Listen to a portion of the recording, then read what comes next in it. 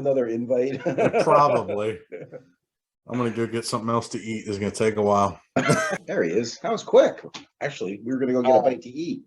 Yeah. No, I hit the wrong button. Instead of got it, I hit leave meeting. That's like me flying my drone over your lake at base camp and hitting power button instead of return to home. Whoops. Knowing that I'm looking at my opposite image. How can you tell? I'm holding up my right hand right now, but it's showing on my screen that it's the left hand. So, all right. So, welcome back. Let's just talk about it. Hey, your tent was teabagged, man. All right. You ready? Take a breath. Here we go. You're listening to Squatch Talks Podcast. Real stories and real encounters told by real researchers. Sit back, relax, and enjoy the show. Welcome back to Squatch Talks Podcast. And I'm Eric Spitter, and I got Nathan and Brian back in the house. Mm-hmm. We are here to discuss the Jersey Pine Barrens expedition we did not that long ago. It was a private little, get together, and we're going to just talk about what we experienced, right? Right. Yeah. Trying new stuff, bringing out different kinds of equipment, like we talked about last week with Charles with the EMF detectors and different stuff. We started bringing all that out because we have my brother-in-law Brian with us now too, bringing all his ghost equipment and all his seasoned time to get out in the field. Bowls and yeah. All his time out on the field looking for ghosts and whatnot. So when we started up Trace, we were looking for just different ways, different approaches to being out in the field and doing Bigfoot. And I think it, and through that group, we've come up with several different ways, and we like you were saying, we brought them all into the field and we had some fun with it. It was really interesting to bring that ghost. I mean, we've done this before, not to this extent. So when we tried some different things, like we brought out some musical instruments. We had what did we have? We had your drum, right? Mm-hmm. Yep. What kind of drum was that again? A paddle drum. It's a paddle drum, right? And we had, I had brought a Bluetooth speaker into the woods with me, and I got the idea to, see if I could play some frequencies that are used in meditation or more earth-like frequencies, because I was looking to purchase a tuning fork. Yes, thank you. Mm-hmm. Yes, tuning fork. Okay. Yeah. So I was looking to purchase a tuning fork, and I was reading about it, and certain frequencies attract or are more into. And there's an app for that. And there happened to be an app. I didn't have to buy a tuning fork. I could use this app. Right, exactly, with the Bluetooth speaker. And while first of all, our location that we went to was kind of special. It was special. It had some meaning to it, right? I mean, why don't you tell us about that first? Yeah, the location we chose was a pond near an area that's had a number of different activities over the last year. And it's affectionately known now as Kevin Pond, because that was the last spot we had gone squatching with him on one of our last Pine Barren expeditions. So if I recall, Brian came down, I think it was Thursday night. And after I got done working, I went over and met him there. He had done some scouting during the day, and kind of set up a base camp away from the trail, so that in the event that a ranger or somebody came down that trail, they wouldn't, necessarily see us right away. Yeah, giving away our secrets. Stealth camping. But you know what? It was also for the fact that if they did come and, we saw some headlights that weren't recognizable to us, then all we had to do was be at our vehicles, and have the campsite away from the vehicles so that we could pretend we're squatching. pretend we're squatching. Yep. So yeah, we met up, and at this point, when I got there, it was already getting dark. So I quickly set up my tent, which I brought my small tent that I had used on my first expedition in Pennsylvania, Northwest PA. It's a little Marlboro tent, just a small dome tent. And that's the one that had, the hand pushed in on it. So I thought, how appropriate would that be, And we got that set up, made a fire ring, collected some firewood. And basically, we're just kind of hanging out by the fire, just gotten it started. And we hear, well, as I'm getting set up and Brian was back at his vehicle, I hear a howl come from the bog to my left. And I'm thinking, oh, crap. That was good, I quickly grab one of my digital recorders. I turn it on. I hear another howl. I'm like, this is awesome. I didn't want to call over to Brian, though, and alert anything that might potentially be there. So I just, kind of listened and waited. I think there was a third howl. At that point, I think, Brian, you had come back over and we talked about it. I finished getting ready. We had the fire going. And I forget exactly how it went down, but we see a headlamp coming down around the pond.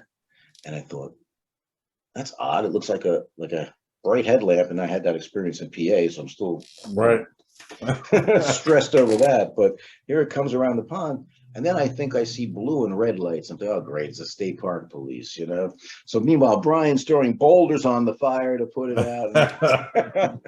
I realized it's one of our friends. She had tracked us down. It was Chris.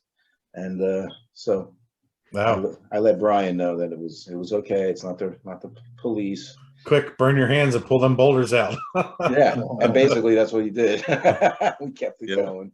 And we used the Kevin fire starter too to get that sucker going, so that worked really well. That's incredible stuff. I'm telling you, Nathan's impressed by it as well. I want to. Then Chris joined us. So yeah, let's back up a bit because I had gotten there first, right? And I was there probably a good hour and a half before you got there. And this was Thursday? Yeah. This was Thursday evening. Yep. Probably around 6:30, 7 o'clock, somewhere around there. And I find this spot and I get my, I get the site all established there with my tent and everything. And as I'm setting up my tent, I hear this like just like that, right? It sounded just like that, but I could feel it in my chest and I could feel the ground shake. And it didn't sound like it was any more than, I don't know, I have to say 40, 50 yards away from me. There's a military base down there, but it's miles away from our location. And I would have recognized artillery compared to how close this experience was. I didn't know what it was. It happened once, but supposedly, it's been heard down there before. What was it, you or Art or somebody that said that they had heard that, Eric? Almost like a chest beating. It was almost like that. It was like I describe it as Thumper from the movie Bambi. When he's thumping. I thought maybe it was grouse. They do that mating thing with the chest beating, right? Right. But this was so loud, it couldn't have been a grouse, when Heather and I experienced it. Oh, okay. Right. I went back and I listened to grouse recording, and it wasn't like in certain ways it was, but it was not what I heard, So that was the first thing that happened. And then I think after a while you had showed up and we set up camp. And I don't remember you telling me about those howls that you heard when it was just you and I there. I thought I mentioned it, and I left out another detail also about not only before Chris showed up and came with her headlamp on. If you recall, I had started to come over. I think that's what it was. I think I started to come over to you at your vehicle to tell you that I recorded these howls, okay? And as I'm coming around the pond, I look over across the pond and I see a beacon, again, a white headlamp across the thing, just like I did in PA. And so we had talked about that. That distracted me, I guess, because... Yeah, we had come to the conclusion that it was my car lamp that was on the inside because it had like a yellowish tint to it. And We were going to recreate it though, and we didn't. Well, right, we didn't, but I had seen the same thing as you, and as soon as you said it, I was like, yeah, that was my car, because I had witnessed the same exact thing. Okay. And yeah, so we moved past that, right? Yeah. And then we're all together, and then now we're back to when Chris comes, flashing her red and blue headlamps at us. We're both like jumping. Yeah. And so she shows up, and then Nate and Terry and Brian and Crystal show up, what, maybe an hour later? That was the next day they came. Yeah, we didn't come till Friday. Thursday That was the next day. Right. Thursday night, it was you, me, and Chris. It was just us three, right? Yeah. Right. And you guys took a walk, and I had stayed at base camp, right? Right. Okay. All right. Yep. We went down the trail, if you recall, all the way to the bog, to what we call a party spot, and tried a few vocalizations, and I think a couple of knocks on the blast block. Yeah. But no responses that I remember. Right. Yeah.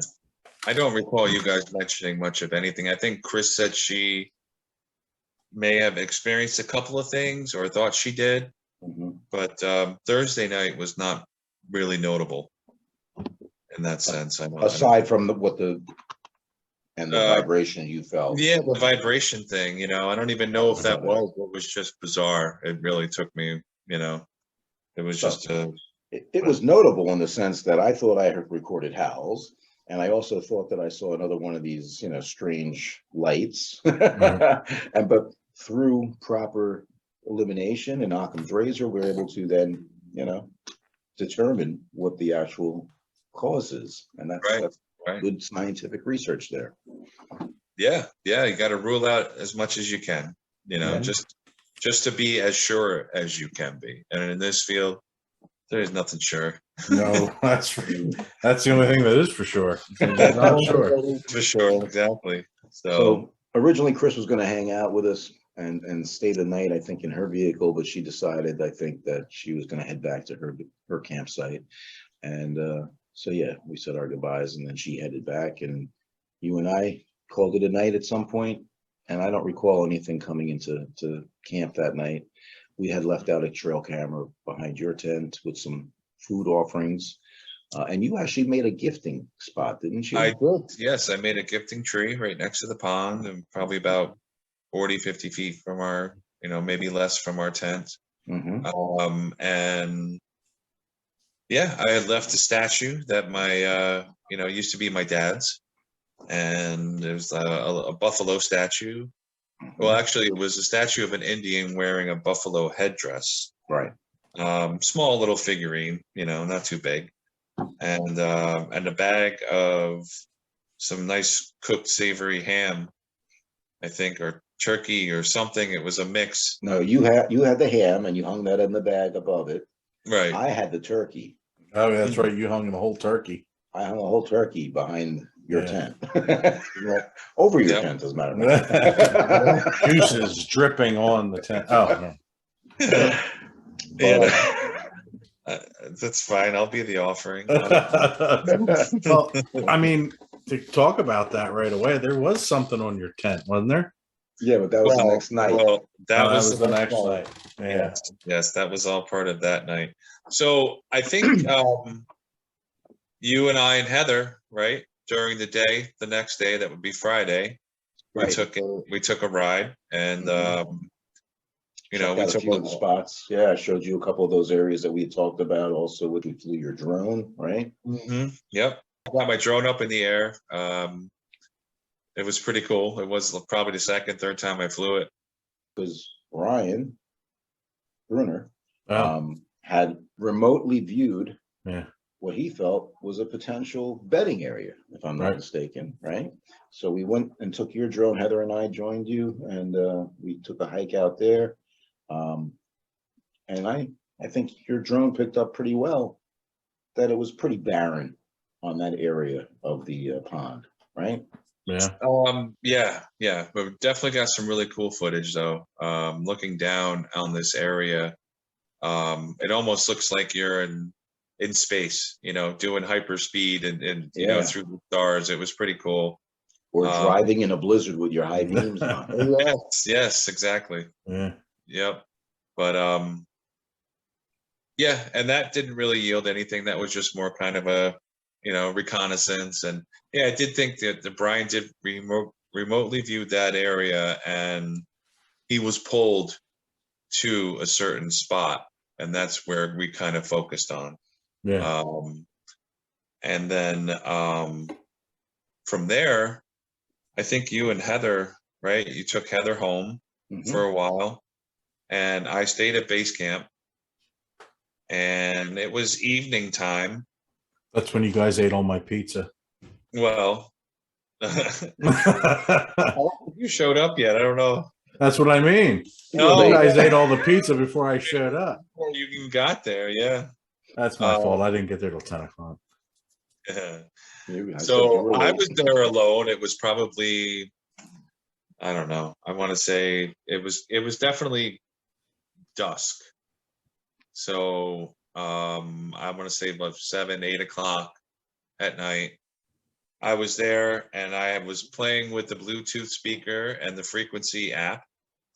And I had it going on and off on a certain couple different frequencies for probably about 45 minutes. Just back and forth, on and off for as much as I could take it, because it's not easy listening to it at such volumes that I was playing it at. And about 20 minutes later, 20 minutes to a half hour later, I start hearing what I think are howls. And after like the second one, I could confirm it was definitely a howl that I was hearing. And there was about, I want to say 6 to 8 howls. I haven't actually counted them yet, but they lasted within a 5-minute duration. So there was some space in between each howl. And I was sitting there. I was alone for a couple hours at that point. I was dozing off. And then I start hearing these howls, and I was like, oh boy, here we go. Here we go. And to describe these howls, they were long, mournful howls. They sounded as if they were coming from a male species of some sort. And what was, I guess they were sustained, I would say probably about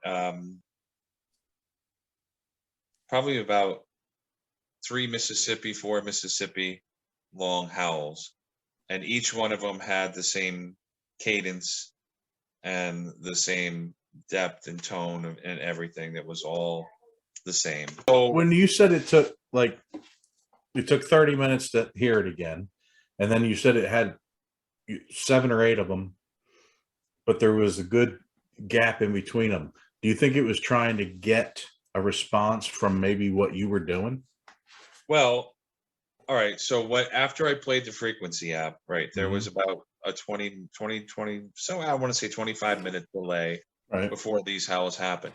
And it may have even been occurring while I was playing it. At some point, I couldn't hear. I had my headphones on with my recorder on top, so everything was amplified. So everything around me was more loud than anything else. So I don't know if playing this app had anything to do with it. I have heard in this one area other people reporting these types of howls, and they were coming from an area that Brian had also pointed out. Right. Brian B.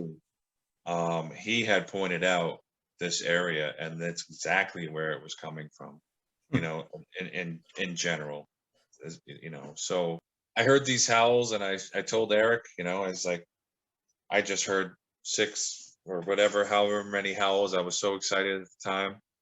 And he was like, yeah, all right. So they headed back over. Eric came back over, and then you and Nate, had come Nate and Terry and Yeah. Brian and Crystal.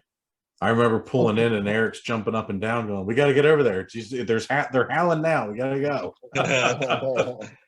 Yeah. So we all piled in our cars and drove over. I couldn't recognize. I have to take them into Audacity and really amplify them and clean them up. Yeah. But I couldn't identify. I was doing response howls to them within that 5-minute period. I probably did about 4 response howls, and I don't know if whatever was just doing it because it was doing it and there was nothing else for the reason, but it seemed as though there was some type of interaction going on between it howling and me howling back at it. Right. That may have caused it to keep doing it. I don't know. I was trying to mimic what I was hearing the best I could. Which is almost impossible. Yeah. Oh, you're the closest one to Squatch size out of all of us. So. Yeah. You know, but so yeah, and then you guys showed up. Chris and Art showed up. I mean, we had a full gang of people there. You know, there was a good 4, 5, 6, 7, 8. Yeah, eight of us. I think. Brian and Crystal. Mm-hmm. Right, 4 of you guys, me and you, and Chris and Art. So that makes 8. So we had a good time too. Yeah, yeah, but that's when we started doing getting into some of the other funky stuff. You know, what was the first thing we did? The Estes method. Estes. Mm-hmm. Estes method. Yeah. Did we do that first? Yeah, I guess we did. That was one of the things that we did as a group first, I think. Honestly, I think the first exact thing we did was have Brian B do his Tibetan bowl sound. I think to get out. Oh yeah, his singing bowl. The singing bowl. Yeah, right? That's right. We did the singing bowl, and you did your he did tone his generator again. Tone generator, and they tried some different frequencies, right? Yep. Yeah. And then I think it was like a minute after he stopped playing that singing bowl, we had a howl. Mm-hmm. Yeah, I think right. And then he played it a couple of different times, and I think it was the second time that he did it. And I think Chris was in the middle of her session with the Estes. When it started howling, yeah, and then we had to stop her, and end her session because we were getting a howl, yeah. So I mean, the first thing we did with the who was the first to try out that? I think Nathan. It was Nate, Yeah, Nate. Why don't you tell us about that and your experience with that? It's really hard for me to explain how that works. It takes me so long to get to be able to hear it because you got to have it going so fast that it's not even making words. You know what I mean? Well, let's talk about like what it is. Oh yeah. Well, you got the listeners will know exactly what we mean by Estes. Yeah, you have your noise canceling headphones on, playing the Ghost Box, which goes through. How fast does it go, Eric? It goes through radio signals incredibly fast. I can't even tell you how fast it is. I don't know what the number is. Were we using mine? I forget. No, we were using Brian's. Okay. So there's different settings. Yeah. I don't know. I don't know exactly how fast it is, but it's pretty quick, and it's like you said, hard to understand. Yeah. It's supposed to be so fast that you can't make a word out. So when you do hear words, it's actually going across 3 or 4 or maybe even 5 radio bands. So that should be impossible because I've recorded myself hearing quite long, multiple syllable words, right? Which just shouldn't be possible with that kind of speed that they're going. And you were also wearing a blindfold. Mm-hmm. Yep, and you wear a blindfold. You have absolutely no clue what's going on. So the other participants are then asking the questions as you're with the noise canceling headphones on, listening to the ghost box or spirit box, as they sometimes call them. Right. And you're just uttering words. Whatever you hear. And, it sometimes fits. Now, when you did it, it was actually really cool. And there was a lot of interesting things that came out, pleasant things. I don't think it was too strange, if you know what I mean, right? Yeah, yeah. Well, I mean, when you, all right, with this on, you can't see, you can't hear. I didn't try No. it out. You can't see, you can't hear. If other people around you are talking or doing something else, you have no clue what's going on, right? No, not until somebody touches you, because I even try to meditate when I have that on, because it's going so fast. You have to concentrate so much on listening Mhm. that I don't even remember the words I say. You know what I mean? Yeah. Well, some of the stuff you were saying, right? I mean, I think you were first talking about a fox, and we had to watch out for the fox. Right. something I that- remember you telling me something like about that. watching out for the fox. Yeah. Yeah. You said that a few times, right? Yeah. And I was standing to your left, okay? Right. Right. Probably within 3 feet or so. And I had this frequency generator, the app that I was using. And I wasn't using it at the time, but through this method, it seemed like you were trying to prompt me specifically to make certain noises. Right. I remember. Yeah. Right. I almost have to watch it again, because I really don't remember a lot of it. When Yeah. I'm, like I said, when I'm doing it, you're concentrating so hard, I don't even Yep. remember. The only thing I remember hearing were the tones. And the only reason I don't like when I hear those different tones, like they did in the show, it goes boom, boom, boom, Mm-hmm. is because I keep thinking I'm bringing that myself. Like, I want to hear that. You know what I mean? But I don't see how you can make yourself hear something. I remember you No. doing that though, the boom, boom, boom. And the, Yeah, he did it. It was you.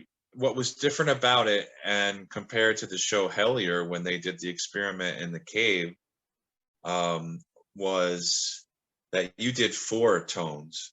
You went bing, Yeah. bing, bing, bing, bing, Right. bing, bing, bing, and then you did it so many times, and you're like, you started laughing. You're like, I don't know why I'm doing this. Well, And then and you're like, oh, there it is again. Bing, bing, bing, bing. I remember the show too. It was like bings. It was actually like tones. Like they were saying, like it was a note, like ding, ding, ding, ding, ding. These were almost like the static, like the white noise was changing tone. It was like going voo, voo, voo, voo. Like it was distorting the white noise to make the tone. Right. And it wasn't like somebody was hitting a xylophone, is what I'm saying. It was right. It was like that was just going to a different tone. And I don't know if it was because you went first or not, but we were all asking different questions, and the responses you were given though actually made some sense. It actually fit in with some of the questions that we were presenting, which that was interesting. Yeah. And then I think Chris went next.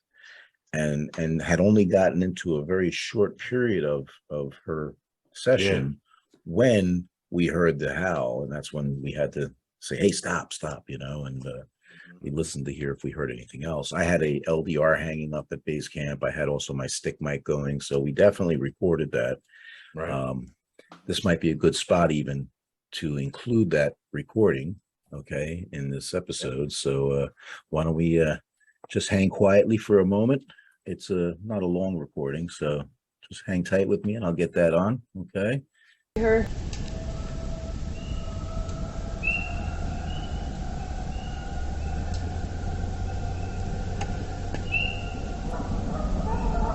So again, that was something we weren't eliciting, right? We didn't do any provocations.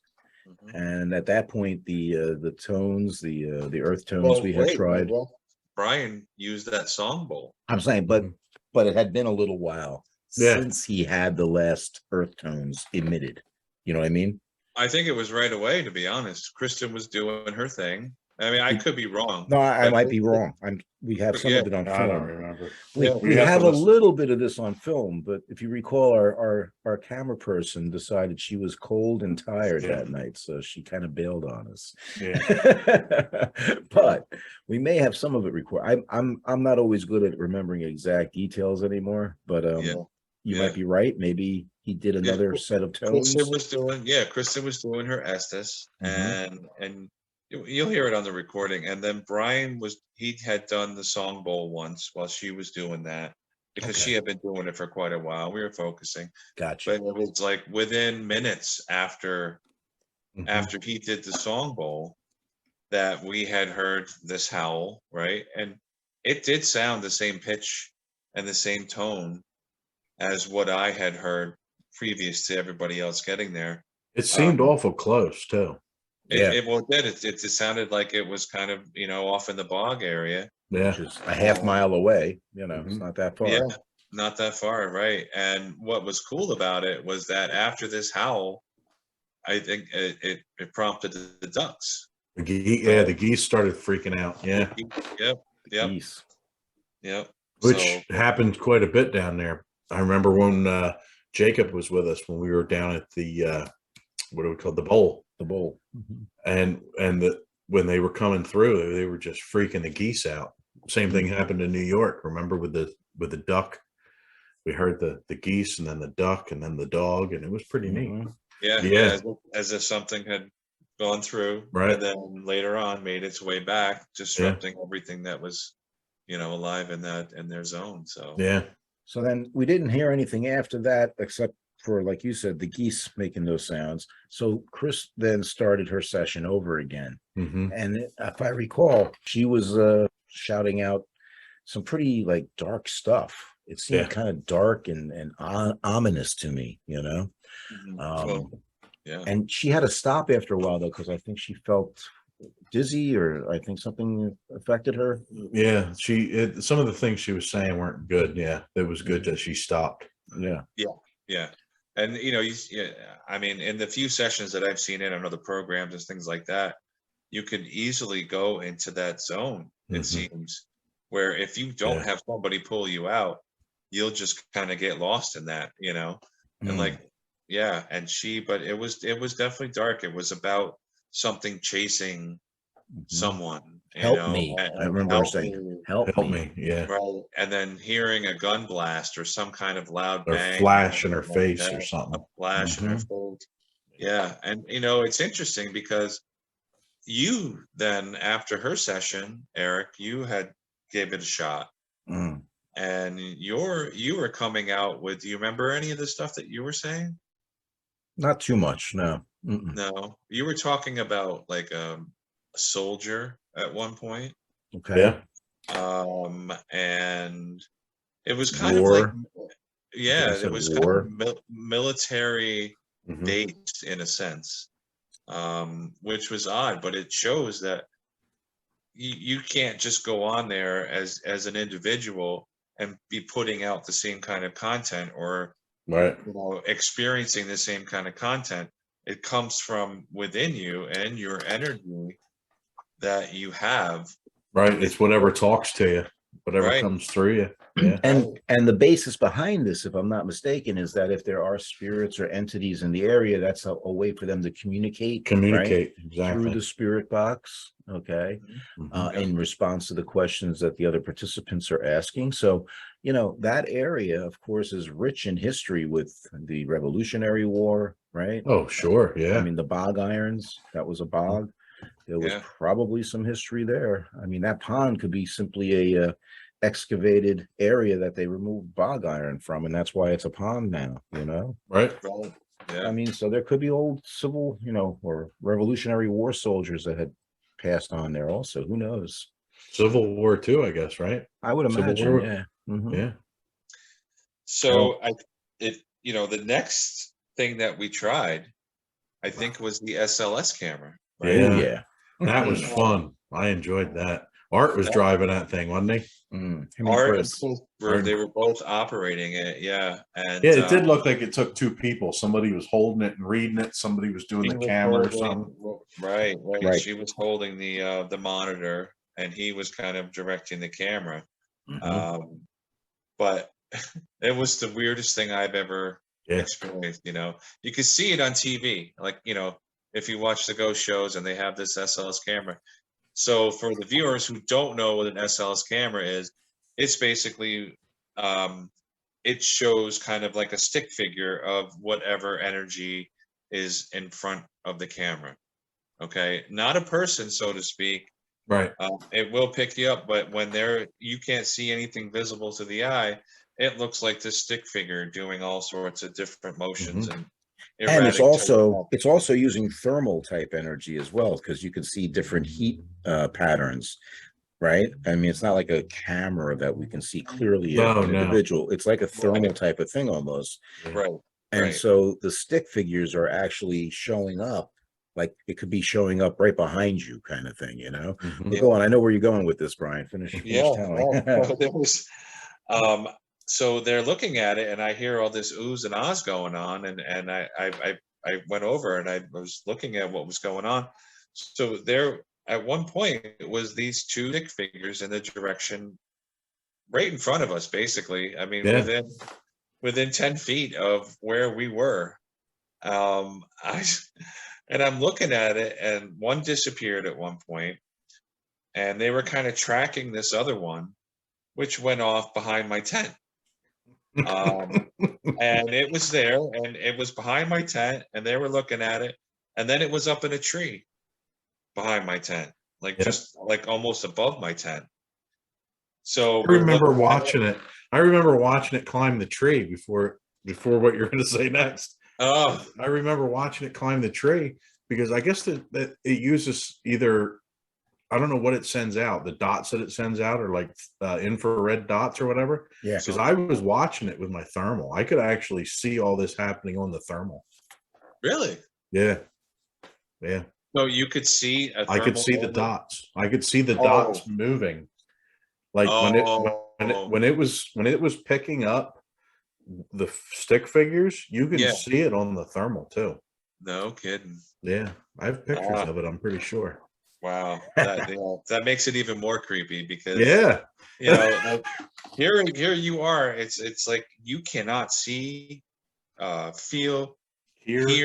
You can't. There's no senses involved in this other than what is being presented through, technology. Yeah. So, anyway, it's up in this tree, and suddenly I walk over and I'm like looking up in the tree. I'm seeing if I could feel any type of different, vibes or any type of energy, and I felt nothing. And then suddenly it came down out of the tree and hopped on my tent. So say my fist is my tent, right? This thing was sprawled out, like hands out like this, feet out below, as if it was spread eagle. It was like a four-legged octopus that just suction cupped onto my tent. And it spread eagle is definitely the term. But that was creepy. I don't think I slept too easy that night. Yeah. Hey, your tent was teabagged, man. It was terrible.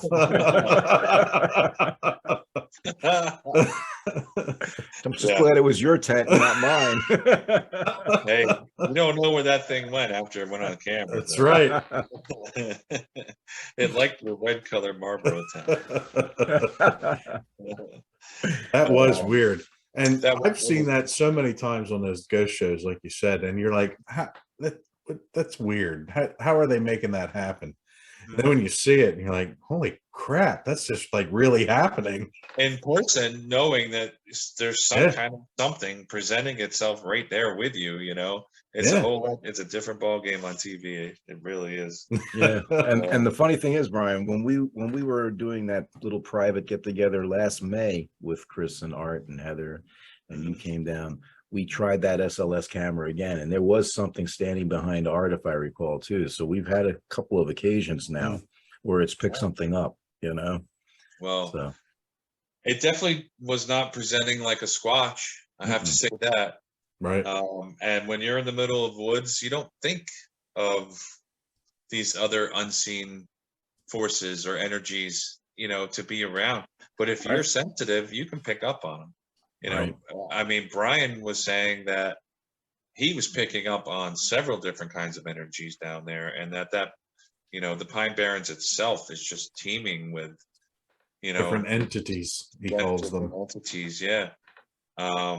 Which makes a lot of sense, right? I mean, Eric, it isn't the Pine Barrens, it's the largest natural aquifer in the world. The KNC, yeah, it's one of the world's purest water, and it's one of the largest, I think, in the world. And it has a very diverse, what's the word? Ecosystem. Ecosystem. Thank you. And with some of the unique flora and fauna that's there, it's like nothing else, really. I mean, we have plant species and even animal species that you don't find other places. So yeah, there's a lot of hidden gems yet to be discovered. You even have man-eating plants, not man-eating plants, meat-eating Carnivorous, plants. yeah. Carnivorous. There you go. Got the sundews, and we've got the pitcher plants. Yep. I saw some of them over this past weekend, as a matter of fact. And the pitcher plant was actually blooming. It's quite beautiful. Yes. So, but yeah, no, there's a lot of unique, ecosystem. Thank you. I had to think about that again. So I brought up the aquifer, right? Because lately there's just been feelings about how energy, the Earth's energy, right, is an attractant to various types of entities, we'll just say. It's almost like used, and even in alien theory, right? If you look at alien theory, how they, ships, alien crafts and things like that are more seen like near volcanoes and stuff like that are emitting so much energy. Right. So, if there is any type of energy emittance from the ground underneath this aquifer, it's going to spread, using the water as a source to create this huge energy type field, so to speak. Which is why radios don't work down there when we try to communicate. Right. I was just going to mention, and that's a good point, because of the cedar swamps and all the bog iron, again, that I mentioned, we kind of feel like it's almost like a Faraday cage. And for people who aren't familiar with that, that was an invention by, I think it was John Faraday or James Faraday back in the 1800s, where it actually is a cage he created to protect electronics and things like that from EMF fields. Okay.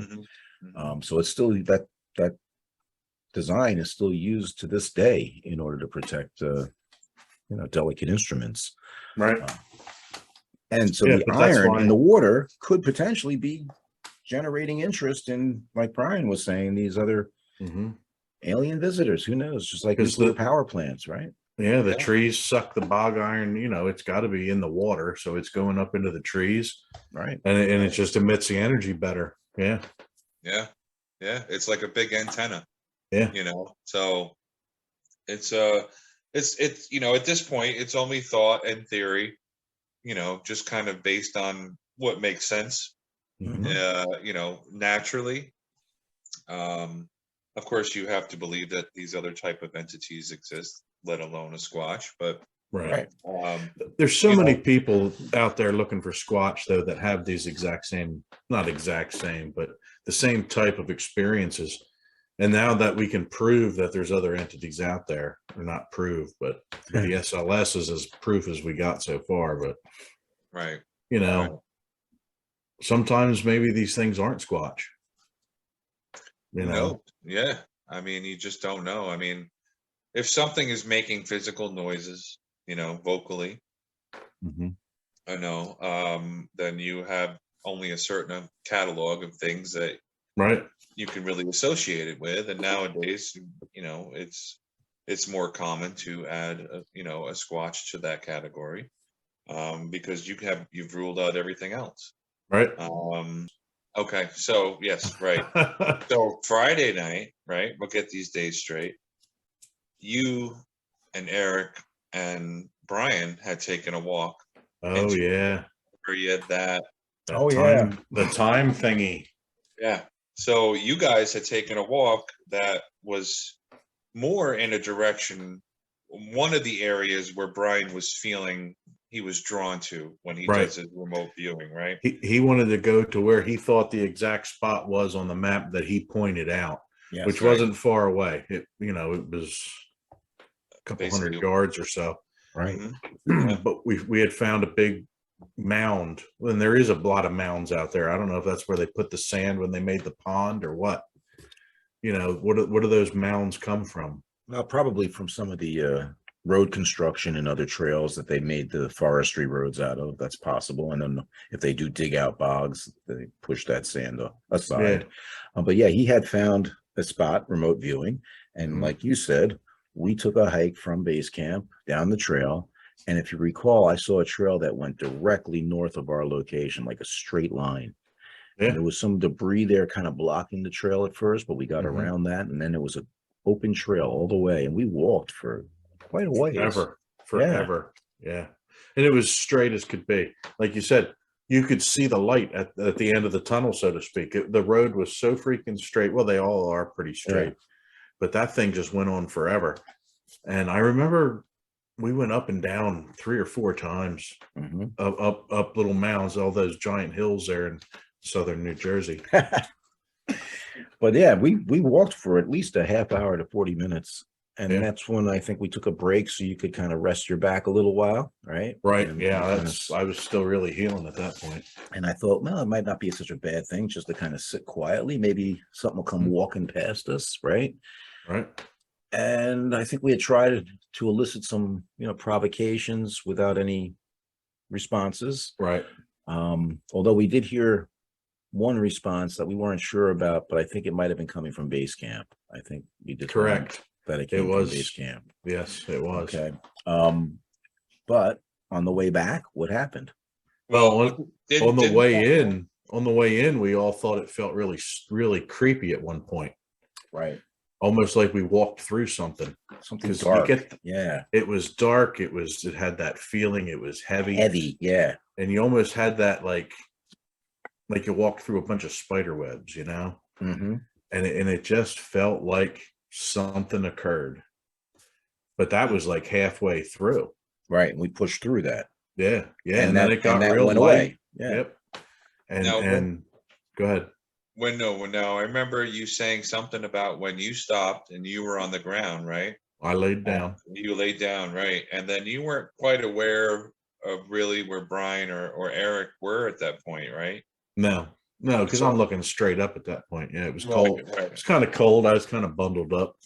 Right. Eric, what were you guys doing at that point when Nate was laying down? Actually, I was just kind of squatting right there. I wasn't doing anything.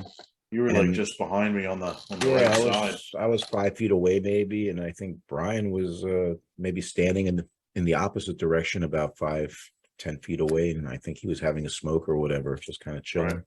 You were just chilling, right? Yeah. And how long do you guys think you were at that stopping point? Oh, I laid there for a good 10 minutes or so. I was going to say 15 to 20, actually. Yeah. Okay. All right.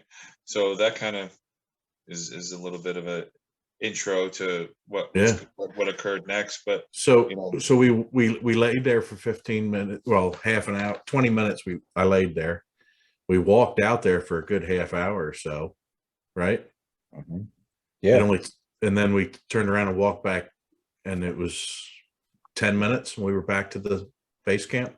If that, I was like, wait a minute, how the hell did we get here so quick? Yeah, we were back to the fallen tree at the head of the trail, and I said, I'm not even winded this time. When we walked all the way out there, I was like, I got to stop. This is it. I can't go any further. I had to get a drink. We walked back. We didn't even break a sweat. So it's another one of those time variants that I experienced in Pennsylvania on your expedition. So I can't explain it. I mean, it literally seemed like it was 5-10 minutes and we were back at the trailhead. Mm-hmm.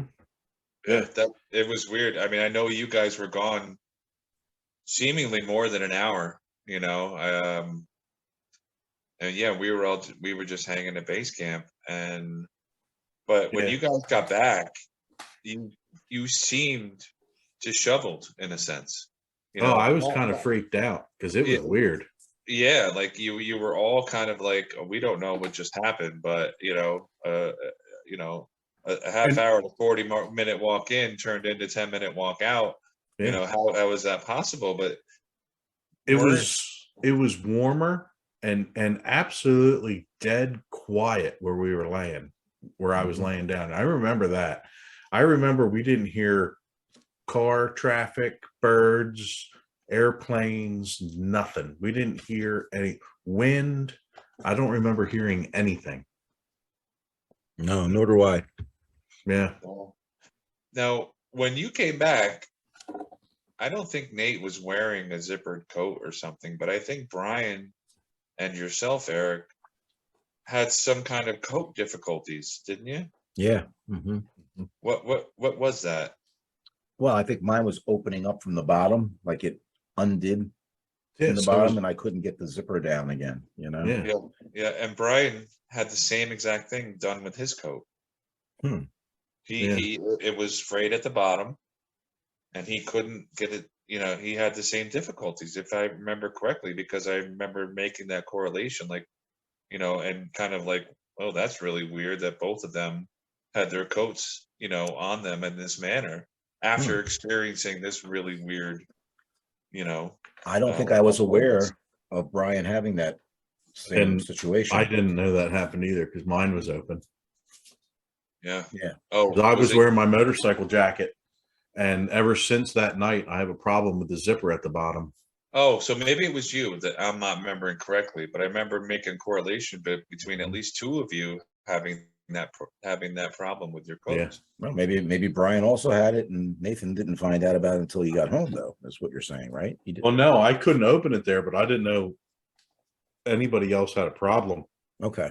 And ever since that night, now my jacket doesn't work right at the bottom. The zipper's all screwed up.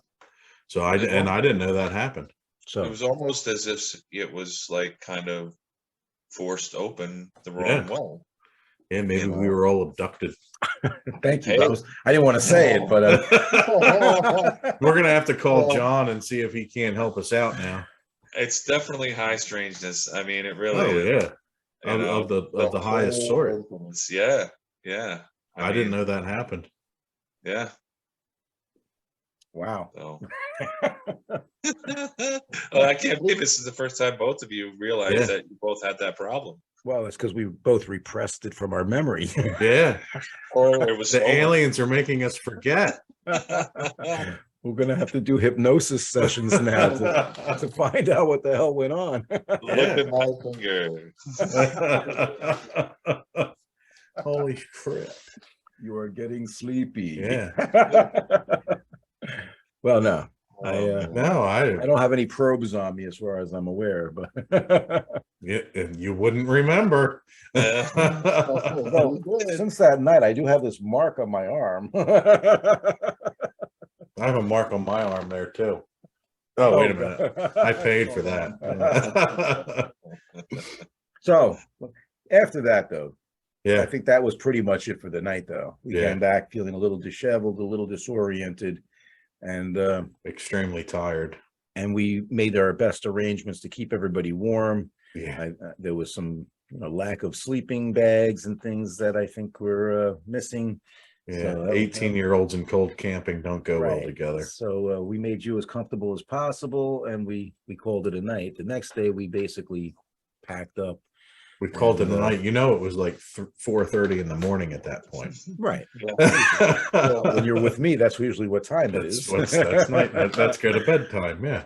So the next morning, though, we got up, got our stuff packed up, and we headed to where? Lucille's, baby. You know it.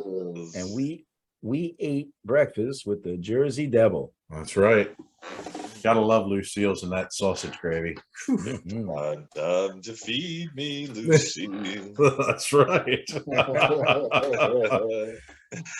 So after a hearty meal at Lucille's, you guys headed back up. Brian followed you home to Pennsylvania. Yep. Okay. I went and scooped up Heather, and then we joined you in the afternoon. We all went back up to Pennsylvania, right? And the plan was to do a night of ghost investigating, I believe, at one of your local hotspots. Right. So, yeah, we did. We did do that, didn't we? Yes, well, we you did. I came up with Heather, but we left before. That's right. We left You missed after dinner, and then we went out and did that. That's right. Yeah. I had to the only thing I can remember about you is you sleeping on my couch. So yeah. Brian passed out on the couch. I was Oh, going to go in and no, snuggle with him. I was in the other room on He my was on cot. he was on the cot. You slept on the Yeah. couch. When Oh. you got there, you fell asleep on the couch for a little bit in the other Yep. living room. But yeah, and we had a really cool night planned for Yeah. that night. We went to what's the name of the That's the museum? Boyertown Boyertown Museum of Historical Vehicles. That's There what you it is. go. There you go. Had to Yeah. get all the words in the right order. Yep. But yeah, my mother-in-law works there, so we got to go in there and scoot around and pretty much just had the place to ourselves. It has the Reading Diner. It's an old train car that they brought in. It used to be, they built it up around the I can't even remember the name of it now. Hold on a minute. I'll tell you, there's got to be a lot of spirits in that place, though, man. There is some old bikes in there. There's old cars and Yeah. trucks and just so much Yeah. potential, you know? There's Mhm. even some vehicles as you first come in that are just left in the state that they were, you know? So they're not restored like the other ones are. Mhm. And so there's some military vehicles there. There's got to be so much energy. I was just filling in some gap while you were thinking about that. Nate. Yeah, I can't believe I can't remember the name of the diner. It's really upsetting me. Yeah. But there's a hearse there that has a Mhm. Oh, yeah. a girl, a small girl attached to it, and it's the old horse-drawn hearse. It has the candle oil lanterns on the front of it for light. You know, it has the glass the way it used to look when they draw it through town, and you could see the body laying in the middle of it. You know, and 2 weeks before we went there, there was a friend of mine that a friend of my wife's said something touched her. She thought it was a little girl. It touched her on the arm and said something to her. So Terry spent most of the night walking around that. We even had what was that thing Eric wanted to use in the REM pod? REM pod, Oh, yeah. REM pod. Yep. We put a REM pod out. I think it went off once It did go off once. Yeah. when we Yep. were inside the diner. Yeah. So when we first got there, we started setting up and getting our equipment all, Right. up to par and everything. And well, Brian and you were in there with your mother-in-law, and your father-in-law Yeah, talking. right. I went around the whole first floor of the building, which, like Eric was saying, and you were saying it, there's so many vehicles, the older vehicles. Mhm. I would have to say there's probably about 75 at least, right? Yeah, there's quite a few. Yeah. Somewhere in that ballpark. Yeah. And I went around just taking flash snapshots of everywhere in the dark, as that Mhm. I could do. I probably took 200 pictures, just walking around waiting for you guys. I reviewed those pictures and I didn't see anything out of the ordinary. But it doesn't mean that, I think at one point early on, we were hearing this tapping noise coming from one particular corner of the museum. Oh yeah, the tapping noise. I forgot about the tap noise. Yep. And we Yeah. couldn't, it almost sounded like it was coming from inside one of these old engines that was on display. Mm-hmm. To me, that's what it sounded like. We kind of ruled out that it was either a heating or air conditioning duct at the time. Yeah, I think it although had something to do with the heat. Yeah. Yeah. When I was there previously, when Heather and I joined you for one of your affairs that you had there, Nathan, I remember going upstairs. There's like a blacksmith shop. Yeah, the blacksmith shop, exactly. And that also had, really some powerful energy in there, I think. And it had mannequins, I guess you would say, right? Mhm. That were Yeah. made to look as if they were engaged in the, Yep. Art of the time. Art of blacksmith. Yeah, art of blacksmithing. Mhm. Hey, is Fegley's family Fagley's restaurant? Diner. That's it. That's the By one. chance, the name? Man, I you're can't looking believe I for? couldn't remember that. Fagley. Yeah, Because their we were even looking for Mr. Fagley then. Well, we were using the their graham cracker cream pie was out of this world, Yep. according to Mr. Yergi at Gilbertsville. we focused on in there for quite a while, right? Yeah. Because we thought, I can't exactly remember the type of experience that was thought that was Well, had. When I first walked in, again, I had that spider web feeling go across my face, and then to the left of the center door, we all saw the red light flashing, or not flashing, but it just sort of was looked like a little LED lit in the back, and we all thought there was a smoke detector back there, but there's no smoke detector back there. There's no IR camera, security camera back there. There's nothing back there. And when we were milling around back there, my mother-in-law even said, yeah, other people have reported seeing that red light back there too. Yep. And we combed that whole Yeah. area looking just to see what it could be. I mean, there was no place for a reflective, Nope. anything red coming from us. I mean, it was definitely strange. And then at one point, didn't we experience something with the grill? Well, that's when we were trying to use those dowsing rods, and our hands are too big. At least mine are. Mhm. So my brother-in-law was using them. Brian was using them, and he was asking it questions. And I remember him asking it, "Is Mr. Fagley here?" And he had said it, cross for yes and separate for no, and they crossed. And he said, "Well, I guess I have to be more specific." And he said, "Where is Mr. Fagley?" And where he was standing, one went real far, and the other one, or I guess this one went barely at all, and this one went real far. So they were almost pointing at the exact same spot right in front of the grill, which was always said to be his favorite place to be. He loved standing in front of that grill and grilling up food. Mm-hmm. Yeah. Then we asked it another question. There's supposed to be a mystery female in the diner with him, and I don't know if it was a mistress or if it was just a regular customer, but we asked if that person was there, and it said yes too. So yeah, Very cool. Yeah, definitely. And then that we ended the session there up in the blacksmith area, yeah, and I think my first cold spot experience up there. hmm Right, we were standing almost not too far from where the door was, right. and suddenly this cold spot just came. I don't know if you guys felt it too, but I I think mentioned it. I think Brian did too, Mhm. but Yeah, and my mother-in-law actually turned all the heat off and right. all the air handlers off, so we wouldn't have the noise. Yeah, So we yeah. wouldn't have anything disturbing us. So there was no airflow. It was Oh. 100% something else. Yeah, You yeah. know? I mean, there was no windows open. There was no No. vents. I mean, it wasn't And anything in when that you said area. we were near the door, but it was closed. Nobody was opening and closing the door, Right, right. It was creating an air change. It was closed. right, We were the right. only ones up And there it wasn't a door to the outside. It was a door to down the steps. it was the entrance to the other area of the museum, right? Right.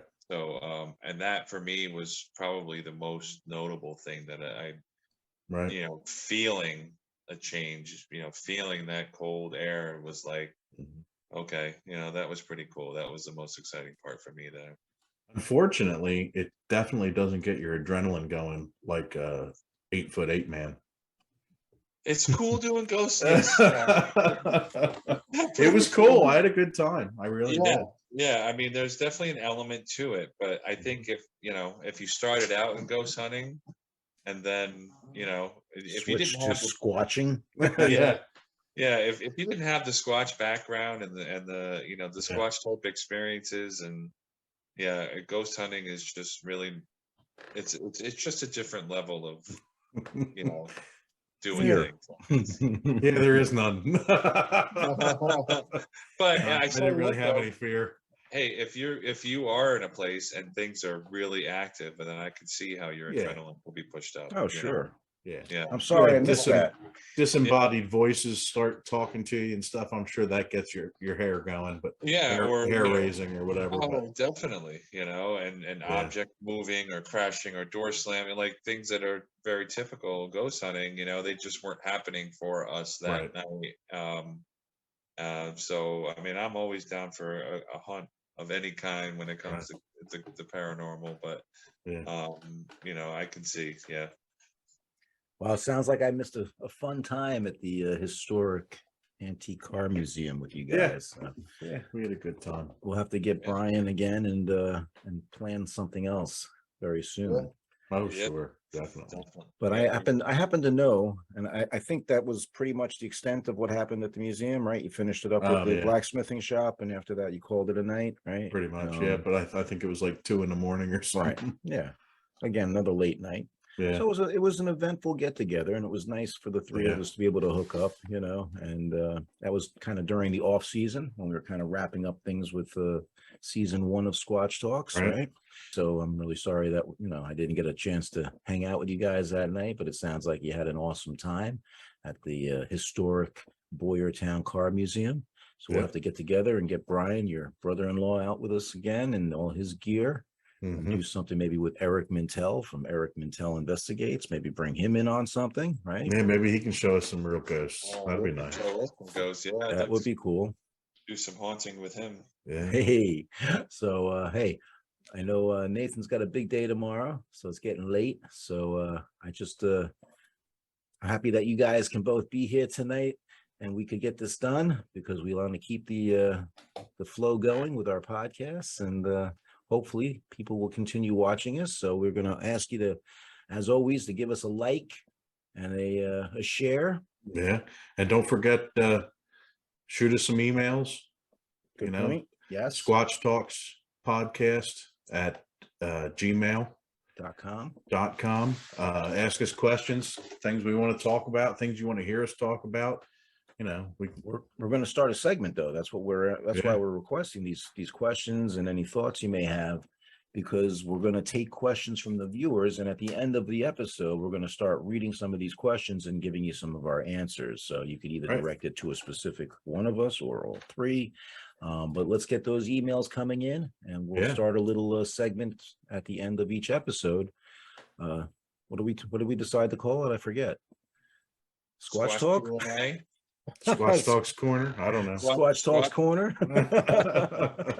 Squatchin Q&A. There we go. Squatchin Q&A. I like Squatch questions. Hey. Yeah.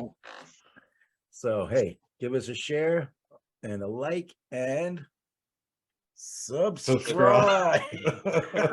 All say it at once, or we can keep it just like it is. Yeah. Hey. All right, guys. Till next time. Thanks a lot for watching. Thanks for squatching. Thanks for checking out this episode of Squatch Talks Podcast. Don't forget to subscribe, follow, and give us a like. And stay tuned for more exciting stories on Squatch Talks.